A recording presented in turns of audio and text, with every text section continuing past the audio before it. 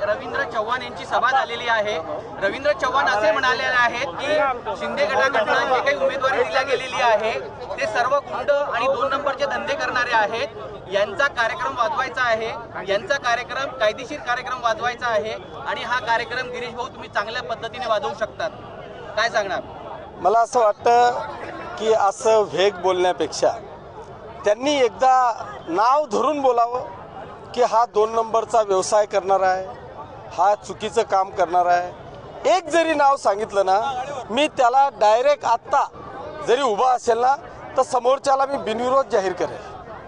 पण फक्त लोकांची बदनामी करायची, खोटं बोलायचं, लोकांमध्ये चुकीचा नरेटिव्ह पसरवायचं काम मला वाटतं समोरचे करतायत। मला माहिती आहे माझा प्रत्येक कार्यकर्ता नैतिकतेला धरून, नियतीला धरून चालणारा माझा कार्यकर्ता आहे। त्याच्यामुळे एकही व्यक्ती जर का आपल्याला असा दाखवून द्या की हा चुकीचं काम करतोय, त्याच्यामुळे मला असं वाटतं की त्यांना जे काही कोणी सांगितलं ते बोलून गेलेले आहेत, ते एकदम साफ चूक आहे। शिवसेना शिंदे गटाचा एक तरी उमेदवार या ठिकाणी निवडून द्यावा असं चॅलेंज त्या ठिकाणी त्यांनी तुम्हाला दिलंय। कुठे? भडगावला? पाचोरा भडगावला? एक तरी उमेदवार त्यांनी निवडून द्यावा, त्यांची डिपॉझिट त्यांनी वाचून दाखवावी। पाचोरा भडगावला? हे असं सूर्यावर थुंकण्यासारखं वाटत नाही का तुम्हाला?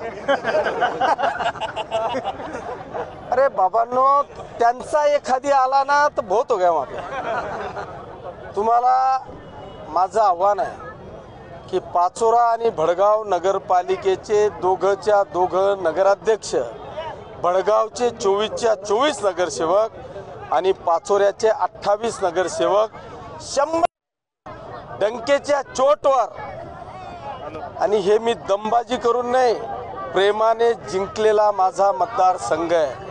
त्या प्रेमावर, विकासावर, विश्वासावर 100% दोघेही नगरपालिकांवर शिवसेनेचाच भगवा झेंडा फडकेल, हे माझं चॅलेंज आहे। आप्पासाहेब त्यांनी असंही म्हटलेलं आहे की मला 2 तारखेपर्यंत या ठिकाणी शिवसेनेसोबत युती टिकवायची आहे। रवींद्र चव्हाण आहे की 2 तारखेपर्यंत मला भाजपसोबत युती टिकवायची आहे।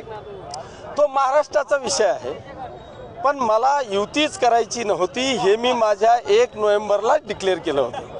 त्याच्यामुळे तो महाराष्ट्राच्या विषयावर त्यांनी आदरणीय मुख्यमंत्री देवेंद्रजी असतील किंवा उपमुख्यमंत्री आदरणीय एकनाथजी शिंदे साहेब असतील, यांचा तो विषय आहे, तो माझा विषय नाही।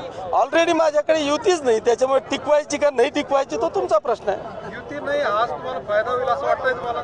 100% गद्दारांशी दोस्ती करून पाठीत खंजीर खुपसून घेण्यापेक्षा एकदा दूध का दूध, पाणी का पाणी होऊ द्यायचं। ज्या पद्धतीने तुम्ही स्वर्गवासी राजीव देशमुख यांची यावेळेस मतदानाच्या वेळेस तुम्ही मंगेश चव्हाण यांना मदत केली होती, सभेमध्ये तुम्ही जाहीर माफी मागितलेली आहे, आता त्याच पद्धतीने पद्मजाताईंसाठी तुम्ही मदत करणार असल्याचं समजतंय, काय सांगता? नाही, निश्चितपणे मी त्याच्यासाठीच आलो, त्यांना मदत करण्यासाठीच या प्रचार सभेला मी आलेलो आहे।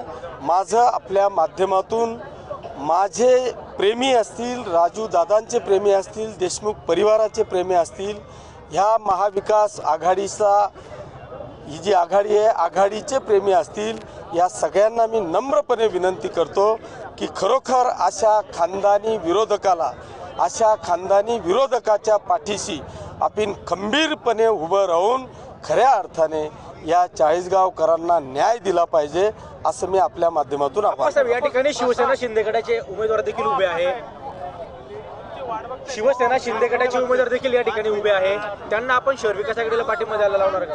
नाही, आज ती परिस्थिती नाही। माझा प्रयत्न होता की जे शिंदे गटातले काही 5-7-10 जे उमेदवार उभे आहेत या सगळ्यांना महाविकास आघाडीकडूनच उभं करावं, परंतु माझ्याकडे 2 नगरपालिका असल्यामुळे माझी धावपळ झाली। नाही तर माझा प्रयत्न होता की ह्या जे काही 5-7 आमचे उमेदवार असतील या सगळ्यांना महाविकास आघाडीकडून उभं करावं, परंतु दुर्दैवाने मला इकडे वेळ देता आला नाही आणि त्याच्यामुळे ही वेळ आलेली आहे। आता तो प्रश्न त्यांनी त्यांच्या जागेवर, मी माझ्या लोकांच्या विरोधात इथे आलो नाही, तर महाविकास आघाडीच्या समर्थनार्थ मी येते। अपक्ष प्रशासनाचा उपयोग करून तुम्हाला अडचणीत आणण्याचा प्रयत्न केला जातो असं वाटतंय तुम्हाला? मी खरं म्हणजे कोणत्याच अडचणींना घाबरत नाही, पण असं हे जे प्रशासनाचा उपयोग करून जे सत्तेवर येण्याचा प्रयत्न करतात ना, हे जीवनात कधीच यशस्वी होऊ शकत नाही, हा माझा ठामपणे विश्वास आहे.